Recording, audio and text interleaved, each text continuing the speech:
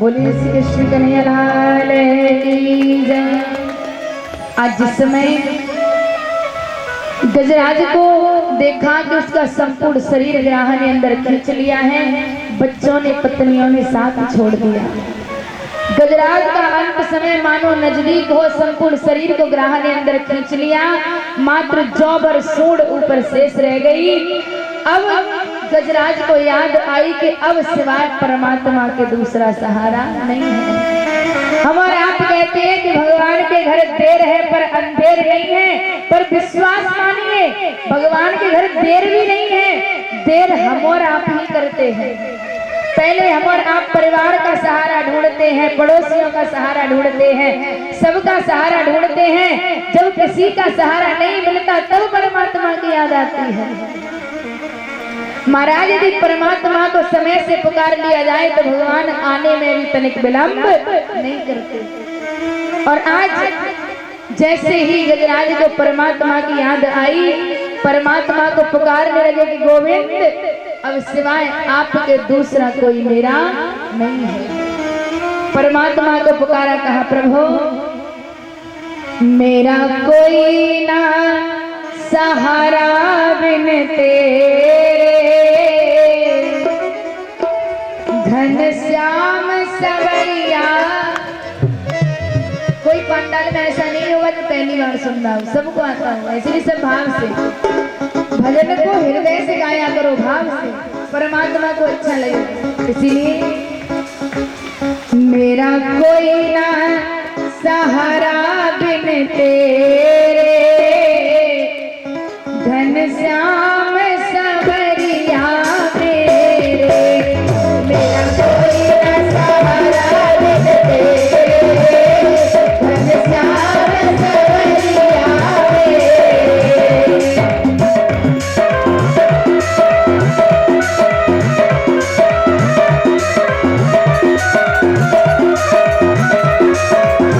वो घन श्याम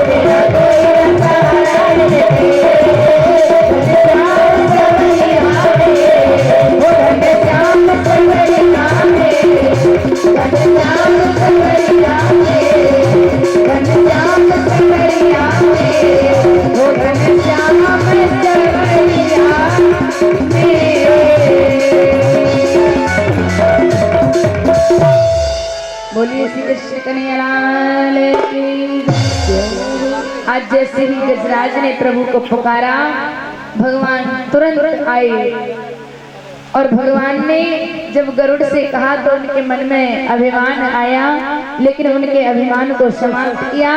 परमात्मा ने मात्र जौ भर सूंड को पकड़कर इतनी जोर से खींचा कि ग्राहक समेत खींचा चला आया, किनारे पर डाला ग्राहक को, उसी समय उसका कल्याण किया।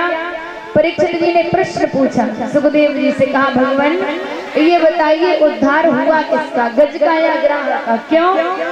क्योंकि भगवान के हाथों से तो मरने में भी मोक्ष है और जीने में भी मोक्ष है, इसीलिए प्रभु किसका कल्याण हुआ।